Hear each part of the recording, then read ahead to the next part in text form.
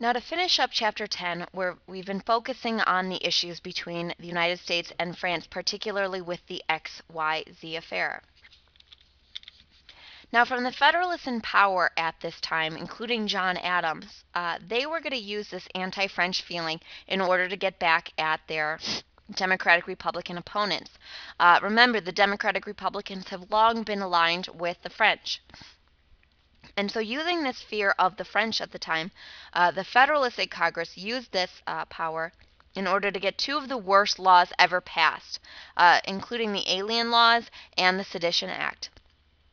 The Alien Laws focused on increasing residency requirements for any incoming immigrant before they were able to vote from 5 years, is what it had been, to 14 years. So now, if you are to move to the United States from any country, you had to wait 14 years in order to be given the right to vote.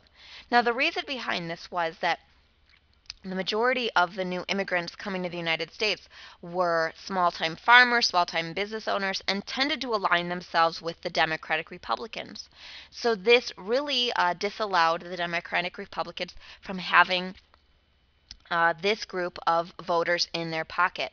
Another part of the Alien Law, it also gave the president the power to deport, quote, dangerous foreigners during peace or war.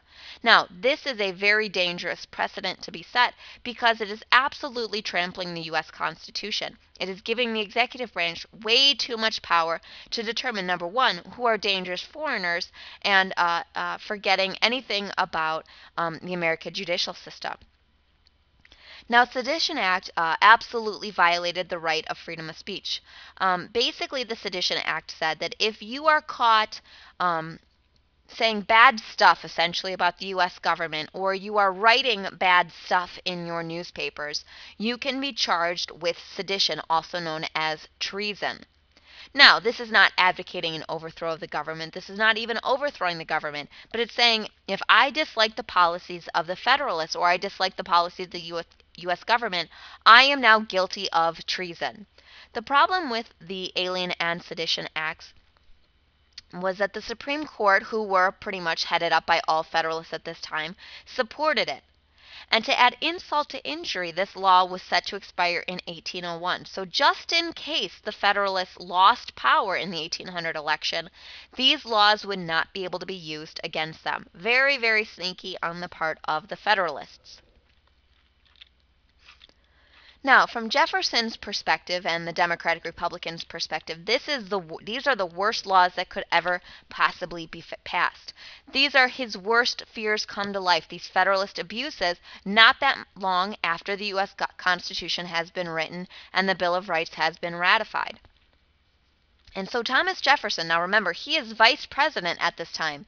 Him and his best friend, essentially, James Madison, also a Democratic Republican, wrote in secret resolutions that would be adopted by the Kentucky state legislature and the Virginia state legislature.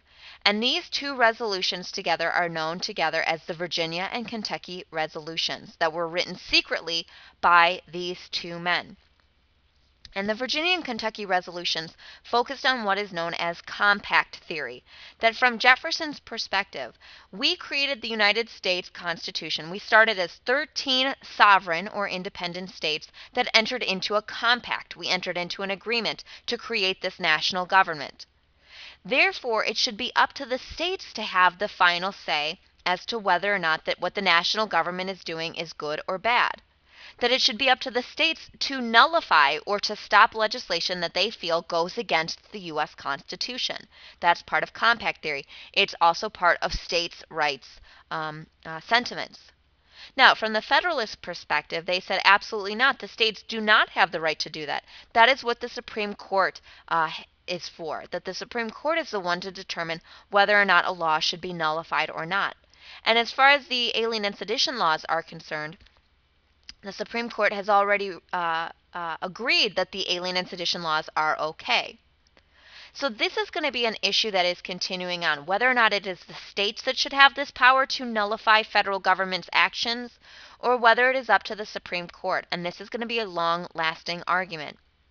Now, this compact theory is going to be used later on in order to argue for Southern secession during the Civil War. Now, obviously, this is not what Jefferson and Madison had in mind. They were good Americans, and they wanted a strong national government.